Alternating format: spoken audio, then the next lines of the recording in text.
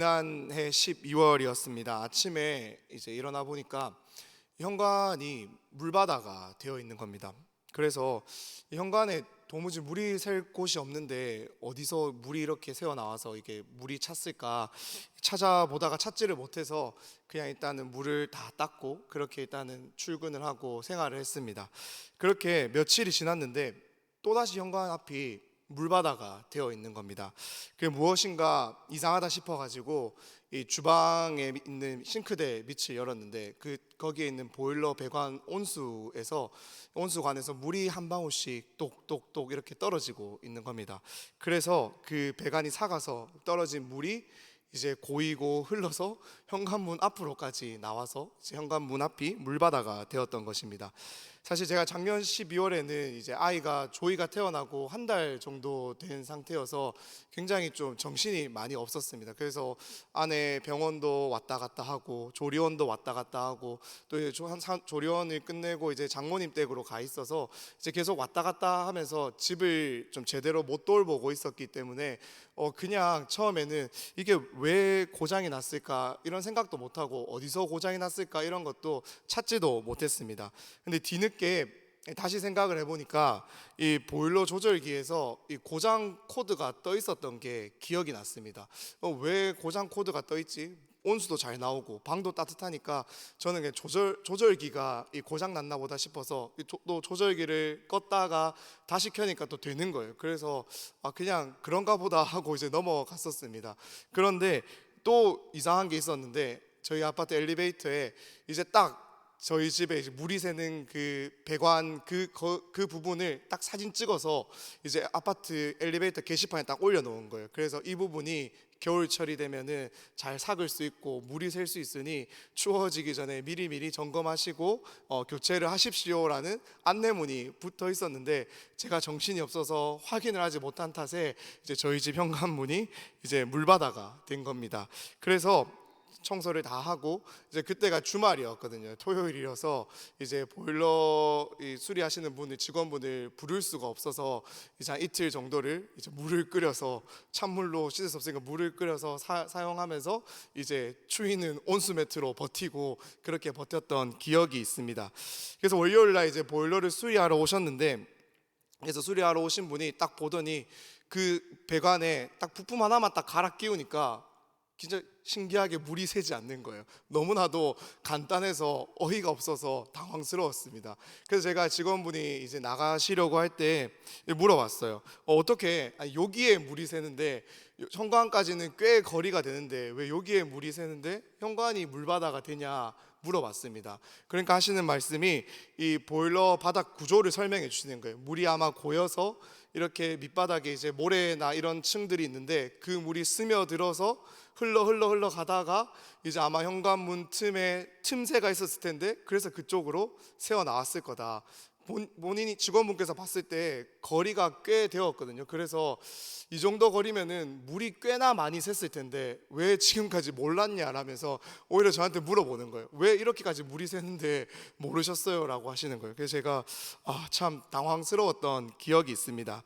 날씨가 아침 저녁으로 제법 선선해지다 못해 많이 쌀쌀해졌잖아요. 그래서 감기 환자들도 많이 늘어나고 있는 것 같은데 끝나지 않을 것 같던 여름도 끝이 나고 길었던 추석 연휴도 끝이 나고 우리가 이제 내일 쉬고 나면은 이제 크리스마스까지 성탄절까지 쉬는 날 없이 달려가야 합니다. 보일러를 켜고 이제 따뜻하게 생활하면서 감기 조심하면서 달려가야 하는데 이 계절이 되니까 또 오늘의 본문을 묵상하면서 이 이야기가 갑자기 생각이 났습니다. 왜냐하면은 오늘 우리가 함께 읽은 본문에서도 이 성전에서 물이 한 방울씩 스며 나오고 있기 때문입니다.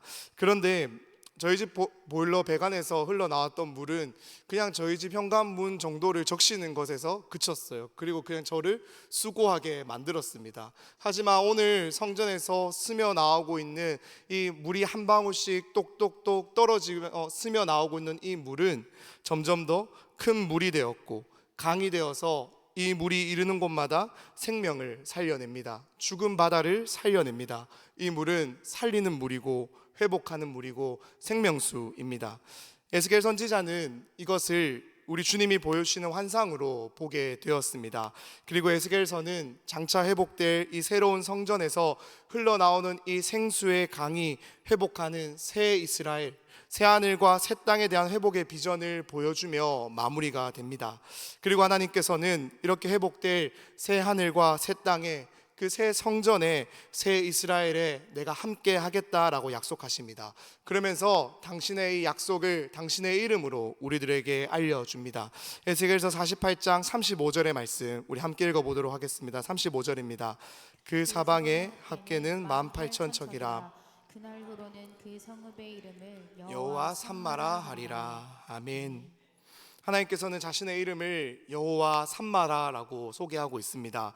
이 삼마는 대열이라는 뜻인데요. 그래서 이 여호와 삼마라는 이 뜻을 우리가 정의를 해본다면은 거기에 계시는 하나님, 하나님은 그곳에 계신다라는 뜻이 됩니다.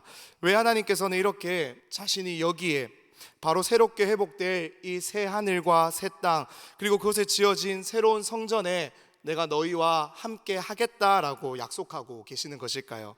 그렇다면 이 약속을, 이 이름을 소개해 주시고 있다라는 것은 이 전까지는 하나님께서 이 에스겔이 환상을 보기 전까지는 하나님께서 함께하고 있지 않았다라는 것을 의미하는 걸까요? 그들이 있는, 이스라엘 백성들이 있는 그곳에, 거기에 하나님이 함께하지 않았기에 하나님은 이제 회복될 그곳 가운데는, 거기에는 내가 함께 하겠다라고 약속의 이름으로 말씀하고 계시는 것일까요? 오늘 이 시간 우리가 이 말씀을 함께 살펴보며 오늘 우리에게 말씀하시는 주의 음성에 귀를 기울이며 이 말씀으로 우리의 마음과 생각이 깨달아지기를 소망합니다. 그래서 우리 가운데, 우리가 계시는 그곳 가운데 언제나 함께 하시는 하나님의 이름으로 승리하는 우리의 삶 될 수 있기를 간절히 소망합니다. 에스겔서는 이 책이 어떠한 배경을 두고 기록되었는지, 그리고 에스겔이 누구인지를 소개하면서 시작합니다. 에스겔서 1장 1절과 2절의 말씀을 우리가 화면을 보며 한 번 더 같이 읽어보겠습니다. 1절입니다. 서른째 해 넷째 달 초닷새에 내가 그발 강가 사로잡힌 자 중에 있을 때에 하늘이 열리며 하나님의 모습이 내게 보이니. 네, 2절 말씀도 같이 읽겠습니다. 여호야긴 왕이 사로잡힌 지 5년 그달 초닷새라. 1절과 2절은 이 에스겔서의 배경이 언제인지를 우리들에게 보여줍니다. 이 에스겔서의 배경은 이 에스겔이 살고 있던 이 남유다가 바벨론의 공격을 당하게 되고, 이 여호야긴 왕과 유다의 귀족들 또 백성들이 이 바벨론의 포로로 끌려와서 그발강이라는 곳에서 이 운하를 짓기 위해 강제 노동에 끌려와 있던 때를 배경으로 하고 있습니다. 이미 이 북이스라엘은 아수르의 공격에 의해서 망하게 되었고, 그런 아수르를 또 꺾은 바벨론에 의해서 이 남유다의 백성들은 세 차례에 걸쳐 바벨론으로 포로로 끌려오게 됩니다. 에스겔은 그 중에서 두 번째로 2차 포로로 이제 끌려오게 되었는데요. 다시 우리가 1절 말씀을 보시면은 이 서른째 해다라고 기록하고 시작하고 있습니다. 이는 에스겔의 나이가 이 서른이 되었다라는 것을 의미가 합니다. 에스겔의 나이가 서른이 되었던 때를 의미하는데요. 이 다시 2절의 말씀을 살펴보면은 에스겔이 바벨론으로 포로로 끌려온 지는 이 여호야긴 왕이 잡혀온 지 5년째다라는 말에서 알 수 있듯이 5년이 흘렀다라는 겁니다. 그러면 이제 우리가 간단히 산수를 하면은 에스겔이 처음 포로로 끌려왔던 때는 25살이었다라는 것을 알 수 있고, 현재 포로 생활은 5년 차다라는 것을 우리가 알 수가 있습니다. 여기에 모인 우리와 같은 나이대의 청년 에스겔이다라는 것을 볼 수가 있는 것이죠. 그리고 이어지는 3절에서 이 에스겔은 자신의 정체성이 무엇인지, 자신은 어떠한 사람인지를 밝히고 있습니다. 우리 3절 말씀도 같이 한번 읽어보겠습니다. 3절입니다. 갈대아 땅 그발 강가에서 여호와의 말씀이 부시의 아들 제사장 나 에스겔에게 특별히 임하고 여호와의 권능이 내 위에 있으니라. 에스겔이 지금 자신을 무엇이라고 밝히고 있습니까? 에스겔은 지금 자신을 제사장이다라고 밝히고 있습니다. 이는 만약에 에스겔이 이 바벨론으로 포로로 끌려오지 않았더라면, 또 이 유다가 바벨론에 의해 멸망당하지 않았더라면 에스겔은 유다에서 성전에서 봉사하며 하나님을 섬기고 예배하는 일에 쓰임받는 귀한 제사장으로서 그가 하나님 앞에서 살아갈 사람이었다라는 것을 의미합니다. 하지만 지금의 이 에스겔이 처한 상황이 어떠합니까? 이미 북이스라엘은 아수르에 의해서 멸망당했고 남유다도 그런 아수르를 무너뜨린 이 바벨론에 의해서 거의 멸망당한 상태입니다. 이미 이스라엘이라는 나라는 다 무너졌고 하나님이 함께 하시겠다라고 말씀하셨던 그 약속하신 성전도 이 이방인들에 의해서 훼손당하고 무너졌다라는 거예요. 더는 이스라엘에 제사장이 없습니다. 예루살렘 성전에서 이 하나님을 섬기며 제사하며 예배하는 일에 나아올 제사장이 더 이상 존재하지 않는 그러한 시대였다라는 것입니다. 그리고 무엇보다 에스겔은 이미 바벨론의 포로로 끌려와 있습니다. 그는 지금 이 그발강이라는 곳에서 운하를 파는 일에 강제로 동원되어서 강제 노역을 하고 있던 전쟁 포로였습니다. 그 누구도 에스겔을 제사장이라고 보지 않습니다. 그 누구도 에스겔을 제사장이라 인정하지 않는다라는 거예요. 그럼에도 불구하고 에스겔은 그가 이 바벨론으로 포로로 끌려온 지 5년이나 지났음에도 자신을 무엇이라 소개하고 있습니까? 그는 자신을 제사장이다 라고 소개합니다. 나는 하나님을 섬기는 사람이다 라고 소개합니다. 하나님과 이스라엘 백성들 사이에 다리를 놓는 사람이라고, 하나님과 이스라엘 백성들 사이에서 하나님을 섬기고 이스라엘 백성들을 섬기며 하나님께 부름받아 기름 부음 받은 사명자이자 소명자다라고 여전히 자신의 정체성을 그렇게 인식하며 밝히고 있다라는 것입니다. 사랑하는 여러분, 이러한 에스겔의 자기 인식이 여러분들에게 어떻게 느껴지십니까? 속된 말로 지금 이스라엘은 망했습니다. 하나님이 어디에 계시는지, 그의 백성이, 그의 자녀들이 이방인에 의해 끌려와서 강제 노동을 하고 있는데도 돌보지 않고 있습니다. 그들을 그저 그발강가에 내버려 두고 있다라는 거예요. 그럼에도 에스겔은 자신을 여전히 제사장이다라고 소개합니다. 여전히 자신은 하나님께 부름받은 사명자요 소명자라고 생각하며 인식하며 살아가고 있습니다. 자신이 있는 곳이, 내가 지금 있는 곳이 바벨론 땅이라 할지라도, 내가 지금 이 그발 강가에서 강제 노역을 하고 있다 할지라도, 지금 내가 여기에서 성전이 아닌 이곳에서 제사장으로서 내가 제사를 드리며 예배를 집례하며 인도하며 그렇게 사역하고 있는 것이 아니라 강제 노동을 하고 있다 할지라도 나는 하나님께 부름받은 제사장이라고, 나는 하나님께 부름받은 사명자라고, 소명자다라고 지금 그가 고백하고 있다는 것입니다. 사랑하는 여러분, 이것이 정말로 예수를 나의 구주로 삼은 자들의 모습이며 정체성임을 기억하시길 소망합니다. 이것이 정말로 하나님을 참되게 믿고 소망하는 자들의 모습입니다. 내가 속한 곳이 어디이든 간에, 내가 밟고 있는 땅이 어디이든 간에, 내가 하고 있는 일이 지금 무엇이든 간에, 내가 지금 어떠한 대우를 받고 있던 간에, 내가 어떠한 고난 가운데 있던 간에, 내게 지금 어떠한 어려움이 있던 간에, 내가 지금 어떠한 환경에 처해 있던 간에, 그것이 나의 정체성을, 나의 모습을, 나의 삶을 결정할 수 없다라는 거예요. 우리의 정체성은, 우리의 모습은 우리의 믿음에서 나옵니다. 내가 누구에게 속한지는 내가 믿는 자를 따라서 결정된다라는 거예요. 우리가 정말로 이 땅의 모든 것을 창조하시고 지금도 쉬지 않고 쉴 수 없이 신실하게 모든 것을 운영하시고 경영하고 계신 그 창조주 하나님을, 전능하신 하나님을 우리가 믿는다면, 우리를 너무나도 사랑하셔서 자신의 모든 것을 내어주는 것을 넘어서 자신의 하나뿐인 아들까지도 아낌없이 내어주신 그 사랑의 하나님을 우리가 믿으며 살아간다면, 그래서 우리가 그 사랑으로 우리 안에 있던 모든 죄의 문제가 해결되고, 그래서 우리가 하나님의 자녀로 이제는 입양되어서 하늘의 시민권을 가진 자가 되어서 우리가 어디에 있든 간에, 무엇을 하든 간에, 어떠한 상황과 환경을 만나던 간에, 어떠한 고난과 어려움을 처해 있던 간에 우리가 하나님의 자녀요, 하나님의 백성이요, 우리가 하나님께 부름받은 사명자로, 소명자로 우리가 살아간다며, 우리는 우리가 있는 그 자리에서 우리에게 그 모든 환경과 그 모든 어려움들을 능히 이겨내게 하시고 그 가운데서 하나님의 백성으로, 자녀로 살아내게 하실 그 주님을 의지하며 그 자리에서 주님 부르신 대로 사명자로, 소명자로 살아내야 할 줄로 믿습니다.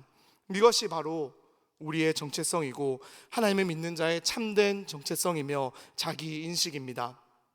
율법에서 이 30은 제사장으로서의 사역을 시작하는 나이대를 의미합니다.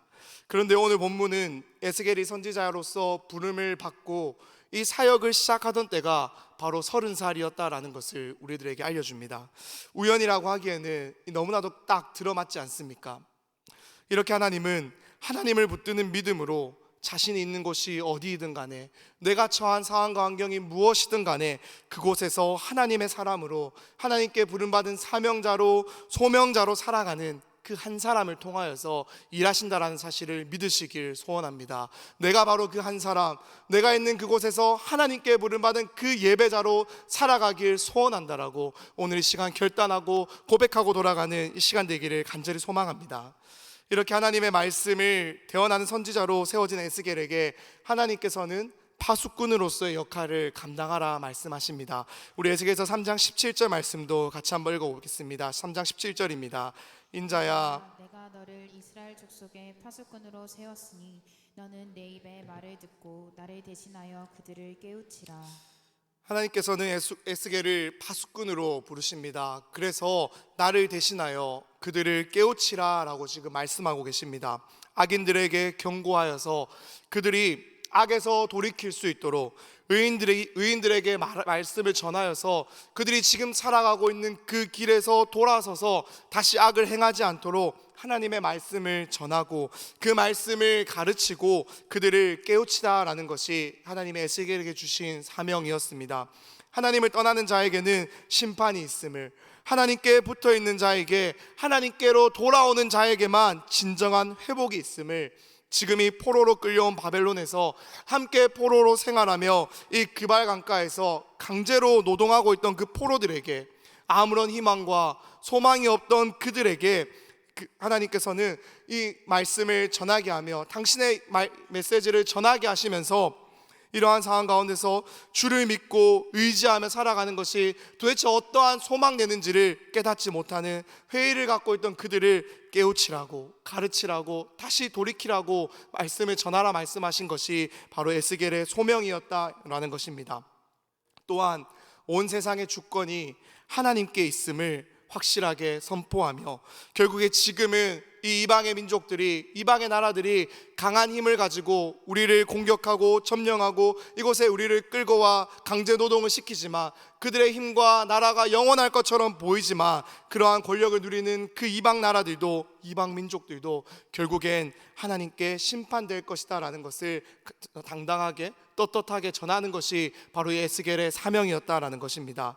이러한 소명자로 부름받은 에스겔에게 이제 더 나아가서 하나님께서는 이 예루살렘이, 이스라엘이 어떻게 회복될 수 있는지, 자신이 어떻게 이 이스라엘을 회복시키실 것인지에 대해 두 가지 환상을 보여주시며 알려주십니다. 그 중에 첫 번째 환상이 바로 에스겔서 37장에 기록되어 있는 마른 뼈가 되살아나는 환상입니다. 하나님께서는 이 마른 뼈가 가득한 골짜기로 에스겔을 데리고 갑니다. 그리고 그곳을 지나가게 하십니다. 이 마른 뼈가, 그리고 어떻게 하면 이 마른 뼈가 되살아날 수 있는지를 에스겔에게 물어보십니다. 이 마른 뼈는 생기가 없고 소망이 없고 죽어있고 영적으로 무기력한 이스라엘을 상징합니다. 하나님은 이러한 마른 뼈에 대고 말씀하십니다. 마른 뼈에 생기가 들어가 살아나게 하겠다라고 말씀하십니다. 에스겔이 이러한 하나님의 말씀을 대언하자 말씀하신 대로 마른 뼈가 되살아나기 시작합니다. 되살아나는 것에서 그치는 것이 아니라 그 마른 뼈들이 살아나 일어나서 지극히 큰 군대가 되는 것을 에스겔이 보게 됩니다. 이를 통해서 하나님은 죽어있는 이 이스라엘을, 소망이 없다 말하는 이 이스라엘을, 영적으로 무기력한 이 이스라엘을 살리는 능력은, 힘은, 방법은 오직 주의 말씀의 능력으로만 가능하다라는 것을 확실하게 보여주시는 것입니다. 그리고 동시에 아무도 하나님의 말씀을 귀를 기울이지 않고 그저 굳은 마음으로 살아가고 있던 이 이스라엘 백성들을 향해 이 하나님의 말씀을 대언하는 일을 하는 에스겔을 위로하는 거예요. 사랑하는 여러분, 주의 말씀이 선포되는 곳에 회복이 있음을, 되살아남이 있음을 기억하시길 소망합니다. 우리의 영이 다시 살아나는 길은 말씀을 듣는 것, 날마다 말씀을 먹는 것밖에 없습니다. 내 영을 이 영의 양식으로 이 주의 말씀으로 우리가 채우지 않는다면 우리의 영은, 우리의 마음은 힘을 낼 수가 없습니다. 마른 뼈와 같은 우리라 할지라도 우리에게 생명의 말씀이 전해진다면, 날마다 그것이 들려지고 우리가 그 말씀 가운데 살아간다면 우리는 하나님의 지극히 큰 군대로 회복될 수 있을 줄 믿으시길 소망합니다. 사랑하는 여러분, 이 생명의 말씀에 날마다 귀를 기울이십시오. 이 생명의 이 말씀이, 회복의 이 말씀에 여러분들의 삶이 뿌리 내릴 수 있기를 소망합니다. 말씀이 선포되는 자리를, 말씀이 들려지는 자리를, 예배의 자리를 놓치지 않으시고 사수하시길 소망합니다. 시편 기자는 시편을 시작하는 시편 1편에서 이 복 있는 사람인 어떠한 사람인지에 대해서 설명을 합니다. 여기에서 말하는 이 복 있는 사람이란 성공하는 사람, 하는 일이 다 잘 되는 사람, 모든 일에 성공하고 부자가 되는 것, 그런 우리가 말하는 그러한 성공, 그러한 복을 의미하는 것이 결코 아닙니다. 시편에서 말하는 이 복 있는 사람이란 하나님을 나의 주로 믿으며 섬기며 살아가는 사람들, 하나님의 말씀대로 살아가는 사람들, 하나님의 말씀이 기준되어 살아가는 사람들, 그래서 세상의 기준을 따라 이리저리 휘둘리며 어느 곳에 가야 내가 더 내 삶에 유익한지, 더 이득을 얻을 수 있을지 기웃기웃거리며 살아가는 것이 아니라 참되신 하나님의 말씀에 반석되시는 주님 위에 우리의 인생을 지어서 어떠한 상황 환경 가운데도 흔들리지 아니하고 우리와 함께 하시며, 나와 함께 하시며 나를 이끌어 가시는 그분으로 말미암아 내게 부족함이 없다라고, 내 목자 되시는 주님으로 말미암아 내게 모자람이 없다라고 고백하며 살아가는 사람이 바로 복 있는 사람입니다. 그리고 더 나아가서 이 복 있는 사람에 대해서 시편 1편 3절은 이렇게 설명합니다. 함께 읽어보겠습니다. 그는 시냇가에 심은 나무가 철을 따라 열매를 맺으며 그 잎사귀가 마르지 아니함 같으니 그가 하는 모든 일이 다 형통하리로다. 하나님께 뿌리 내린 사람은, 이 하나님의 말씀에 뿌리 내린 사람은 결코 그 잎사귀가 마르지 않습니다. 철이 되면, 때가 되면 그 인생은 반드시 열매를 맺게 되어 있습니다. 하나님의 때에 하나님의 방법으로 하나님의 열매를 맺으며 살아가게 된다라는 거예요. 이것이 정말로 복 있는 사람임을 믿으시길 소망합니다. 모든 결과가, 모든 상황을 내 힘으로, 내 능력으로 만들어내고 입증하며 날마다 그것을 증명하며 살아가는 것이 아니라 주를 믿는 믿음을 자랑하고 주를 따르는 삶을 자랑하고 그렇게 그 믿음을 지키며 살아갈 때 주가 열매 맺는 삶, 하나님이 열매 맺어 하나님의 뜻대로 빚어지는 삶, 그 삶이 진짜로 복이 있는 삶임을 믿으시길 소망합니다. 사랑하는 여러분, 그렇게 우리는 이 하나님의 말씀에 하나님께만 진정한 회복이, 능력이 있음을 믿으며 날마다 나아가야 할 줄로 믿습니다. 날마다 이 하나님의 말씀에 전념하며 몰두하며 이 하나님의 말씀으로만 내 마음의 양식을 채우며 내 삶의 기준으로 살아가는 이곳에 모인 우리 모두 될 수 있기를 간절히 소망합니다. 그리고 이어서 에스겔이 보게 된 환상이 바로 오늘 우리가 함께 읽었던 이 본문 47절에 40절부터 시작되는 이 새롭게 지어질 성전에 대한 환상입니다. 에스겔서 40장부터 이것이 기록이 되어 있는데요, 하나님은 새롭게 회복될, 또 새롭게 지어질 성전을 보여주시며 이 성전이 다시 하나님의 영광이 가득하게 될 것을, 하나님의 임재가 다시 회복될 것을 보여주십니다. 오늘 설교를 시작하며 우리가 살펴보았던 이 하나님의 이름, 에스겔서가 마무리되면서 하나님께서 우리에게 주셨던 당신의 이름이 무엇인지 기억나십니까? 바로 여호와 삼마였습니다. 거기에 계시는 하나님, 하나님이 거기에 계신다라는 뜻으로 새롭게 회복될 이 성전에 하나님이 이제 영원히 함께 하겠다라는 것을 우리에게 약속해 주신다라는 거예요. 그렇다면 하나님은 왜 성전이 다시 회복되는 환상을 이 에스겔에게 보여주시며 당신의 이 이름으로 약속을 주고 계시는 것일까요? 그 이유는 하나님께서 이스라엘 백성들에게 처음 주셨던 그 성전이 이 성전으로서의 기능을 다하지 못했기 때문입니다. 그래서 하나님은 도저히 그곳 가운데 계실 수가 없었습니다.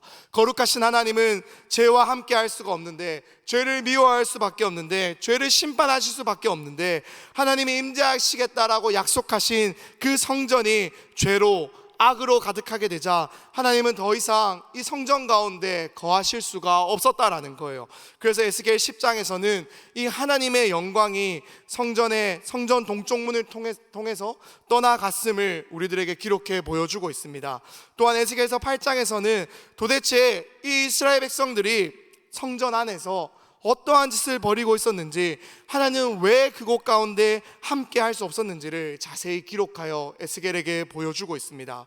이 에스겔서 8장에서는 에스겔이 또다시 하나님의 능력에 손에 붙잡혀 이끌려 이 예루살렘 성전에서 일어나고 있는 일을 이 환상 가운데 보게 됩니다. 하나님을 예배하고 하나님께 나와서 참되게 제사 지내며 하나님과 이스라엘 백성들의 관계를 중보해야 할 그 성전에서 그 일을 감당해야 될 제사장들이 성전에서 우상을 섬기고 있었다라는 것입니다. 에스겔서 8장 5절과 6절 말씀은 이렇게 말합니다. 그가 내게 이르시되 인자야, 이제 너는 눈을 들어 북쪽을 바라보라 하시기로 내가 눈을 들어 북쪽을 바라보니 제단 문어기 북쪽에 그 질투의 우상이 있더라. 그가 또 내게 이르시되 인자야, 이스라엘 족속이 행하는 일을 보느냐? 그들이 여기에서 크게 가증한 일을 행하여 나로 내 성소를 멀리 떠나게 하느니라. 너는 다시 다른 큰 가증한 일을 보리라 하시더라. 이렇게 이 성전 안에 이미 질투의 우상이, 하나님이 아닌 그 우상이 떡하니 자리하고 있는 것을 보게 됩니다. 그런데 하나님은 더 큰 가증한 일이 있다라고 말씀하시며 이 에스겔을 성전 깊숙한 곳으로 데려갑니다. 10절 말씀에서는 이렇게 우리에게 보여줍니다. 내가 들어가 보니 각양 곤충과 가증한 짐승과 이스라엘 족속의 모든 우상을 그 사방벽에 그렸고, 성전 안에 이스라엘 족속이 섬겨왔던 모든 우상이 그려져 있었다라는 겁니다. 하지만 이보다 더 가증한 일이 남아있다라고 하나님께서는 말씀하시며 에스겔을 또다시 더 깊숙한 곳으로 데려갑니다. 14절입니다. 그가 또 나를 데리고 여호와의 전으로 들어가는 북문에 이르시기로 보니 거기에 여인들이 앉아 담무스를 위하여 애곡하더라. 이 담무스는 블레셋과 아수르와 바벨론 등에서 섬기는 우상입니다. 이 우상을 성전 문 앞에서, 이 하나님의 얼굴 앞에서 떳떳하게 섬기고 있었다라는 것입니다. 하지만 가증한 일이 끝나지가 않습니다. 우리 함께 화면을 보시면 16절과 17절의 말씀 같이 한번 읽어보겠습니다. 16절입니다. 그가 나를 주님의 성전 안뜰로 데리고 가셨는데 주님의 성전 어귀에 바로 그 현관과 제단 사이에 사람이 25명이나 있었다. 그들은 주님의 성전을 등지고 얼굴을 동쪽으로 하고 서서 동쪽 태양에게 절을 하고 있었다. 그가 나에게 말씀하셨다. 사람아, 내가 잘 보았느냐? 유다 족속이 여기서 하고 있는 저렇게 역겨운 일을 작은 일이라고 하겠느냐? 그런데도 그들은 온 나라를 폭력으로 가득 채워놓으며 나의 분노를 터뜨리는 일을 더하였다. 그들은 나뭇가지를 자기들의 코에 갖다 대는 이교이식까지 서슴지 않고 하였다. 사랑하는 여러분, 도저히 일어나서는 안 될 일이, 하나님을 예배하여야 되는, 하나님만을 높이고 하나님만을 기억해야 되는 그 자리에서 하나님을 경외하고 예배하는 것이라고는 남아있지 않는 것을 보게 됩니다. 어떻게 하나님의 면전 앞에서, 하나님의 얼굴 앞에서 악을 행하고 있는, 너무나도 떳떳하게 모든 우상들을 섬기고 있는 그곳 가운데 하나님께서 함께 하실 수가 있었을까요? 이스라엘 백성들은 죄악의 끝을 몰랐습니다. 그들은 나 외에 다른 신을 섬기지 말라라는 그 하나님의 사랑의 말씀도 명령도 잊은 채 이 하나님의 면전에서, 얼굴 앞에서 너무나도 떳떳하게 우상을 섬겼던 것입니다. 그래서 하나님은 그 성전을 떠나십니다. 하지만 하나님은 그러한 이스라엘을 결코 놓지 않으십니다. 아니, 놓을 수 없습니다. 그러한 이스라엘을 붙잡고 또 붙잡고, 죄로 무너지고 또 우상 때문에 무너진 그 이스라엘을 다시 회복시키고자 하십니다. 이미 마른 뼈가 살아나는 이 환상을 통해서 하나님의 말씀에 회복의 능력이 있음을, 되살아남이 있음을 보여주신 하나님은 이제 이 바벨론의 포로로 이스라엘이 끌려와 있지만 이 모든 일에도 끝이 있다라는 것을, 결국엔 하나님이 다시 이스라엘 백성들을 회복시킬 것이라는 것을, 이 성전에서 떠났던 하나님의 영광이 다시 돌아옴으로 결국에 이스라엘이 회복될 것이다라는 것을, 이 모든 것이 하나님의 주권적인 역사다라는 것을 깨닫게 하십니다. 더 나아가서 이제는 그렇게 되살아난 이스라엘이, 그렇게 되살아난 우리들을 통해서 하나님은 이 회복의 역사를 온 세상 가운데 흘려보내겠다라고, 온 세상을 너희를 통해서 적시겠다라고 말씀하고 계십니다. 그런데요, 그 시작이, 그 생명의 시작이, 생명의 회복의 시작이 어떻게 된다라고 오늘 본문이 우리들에게 이야기하고 있습니까? 2절 말씀이 우리들에게 이렇게 보여줍니다. 그가 또 나를 데리고 북문으로 나가서 바깥길로 꺾여 동쪽을 향한 바깥문에 이르시기로, 본즉 물이 그 오른쪽에서 스며 나오더라. 그 물이, 생명을 살리는 그 물이 성전에서 스며 나온다라고 말합니다.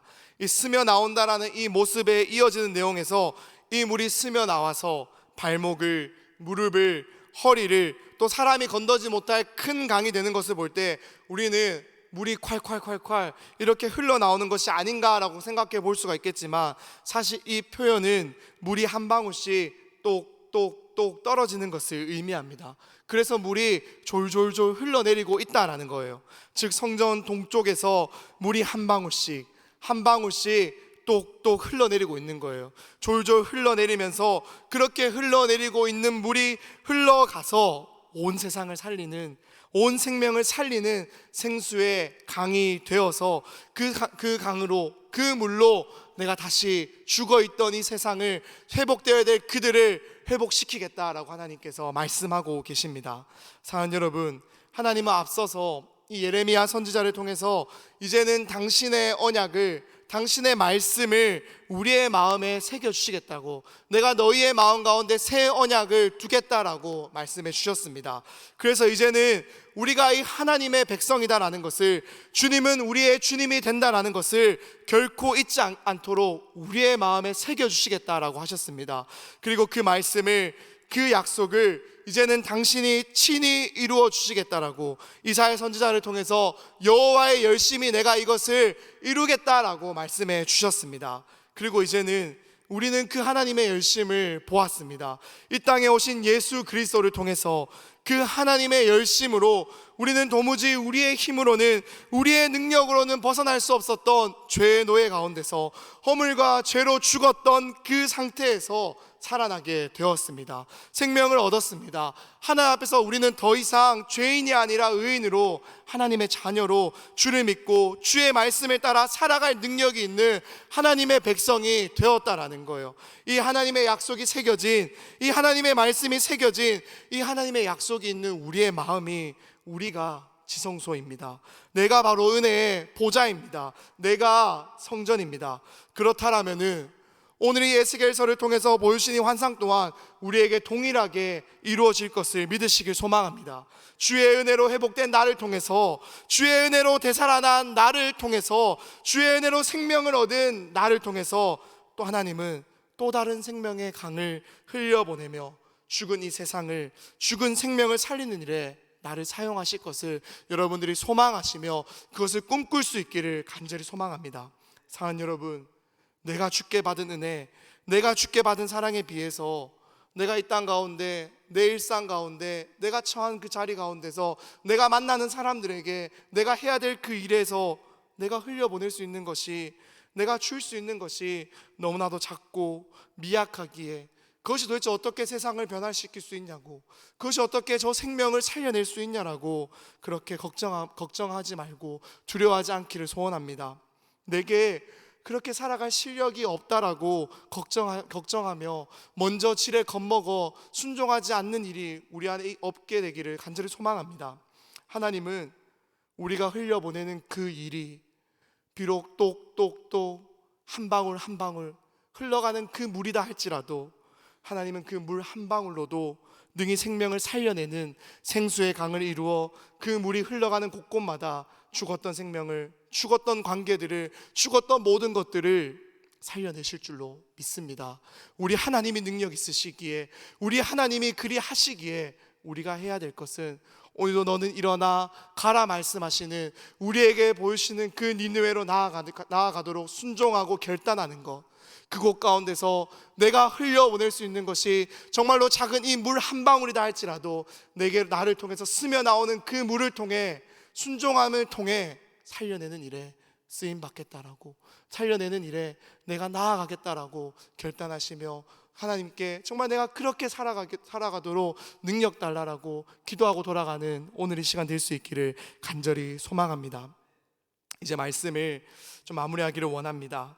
말씀을 준비하면서 에스겔서를 다시 정리하고 또 공부하고 묵상하면서 한 영상 강의를 좀 보게 되었습니다. 근데 그 강의를 통해서 이 숭실대 김혜건 교수님이라는 분의 이 말을 접하게 되었는데요. 우리 같이 한번 자막을 보시며 읽어보기를 원합니다. 같이 한번 읽어보겠습니다. 교회는 하나님 보좌에서 흘러나오는 생수를 받아 죽음이 지배하는 세상으로 흘려보내는 중간 급유소입니다. 죽음의 세력이 지배하는 세상, 곧 사막화가 진행되는 세상을 향해 그것에 맞서 사막화를 극복하는 생명의 관계용수 활동이 교회의 숭고한 사명입니다. 사랑하는 여러분, 저는 이것이 우리를 향한 하나님의 마음이라는 것에 동의하지 않을 수 없었습니다. 하나님의 은혜로, 하나님의 주권적인 능력으로 우리가 살아났다면 이제는 그런 내가 하나님의 사랑을, 이 은혜를 흘려보내는 일에, 살리는 일에 동참해야 할 줄로 믿습니다. 생명은 흘러갑니다. 살아났다면 살리게 되어 있습니다. 우리가 정말로 주의 은혜로 살아났다면 죽어있는 자들을 바라볼 때 내가 정말로 나도 저랬는데, 그런데 내가 주의 은혜로 살아났다는 것 때문에 그들을 바라볼 때 안타까운 마음이, 애틋한 마음이, 그들을 향한 간절한 마음이 일어날 수밖에 없다라는 거예요. 왜냐하면 하나님은 계속해서 우리에게 그 마음을 부어주시고 일상 가운데서 쓰러져 있는 그들에게 우리를 통해 하나님의 능력을 흘려보내기를 원하시며, 그래서 내가 그것을 먼저 경험한 나를 통해서, 그 은혜를 경험한 우리를 통해서 그런 사람들을 살려낼 수 있도록 그 자리 가운데로 일어나 나아가라라고 우리를 오늘도 부르고 있기 때문입니다. 오늘 이 시간 바로 이렇게 다시 회복된 우리와, 다시 되살아난 우리와 언제나 함께 하시겠다라고, 너희가 있는 그곳이 어디이든 간에, 너희가 있는 그곳이 어떠한 곳이든 간에 내가 거기에 함께 하겠다라고 말씀하시는, 약속하시는 이 여호와 삼마의 하나님의 이름을 의지함으로 여러분이 밟는 모든 땅이 살아나는 생명의 역사 가운데 여러분의 모든 인생이, 모든 삶이 쓰임받기를 간절히 소망합니다. 그래서 나를 통해서 내가 있는 곳에서든 어느 곳에서든 주를 향한 예배가, 찬양이 끊어지지 않게 되기를, 내가 먼저 그곳에서, 부르신 그곳에서 예배하며 찬양하며 살아가겠다고 우리 오늘 이 시간 함께 찬양하며 결단하고 돌아가길 원합니다. 우리 그러한 마음을 담아서 같이 한번 찬양하고 기도하겠습니다. 불편하지 않으시다면 같이 자리에서 일어나셔서 우리 하나님 앞에 찬양하며 기도하며 나아갑시다.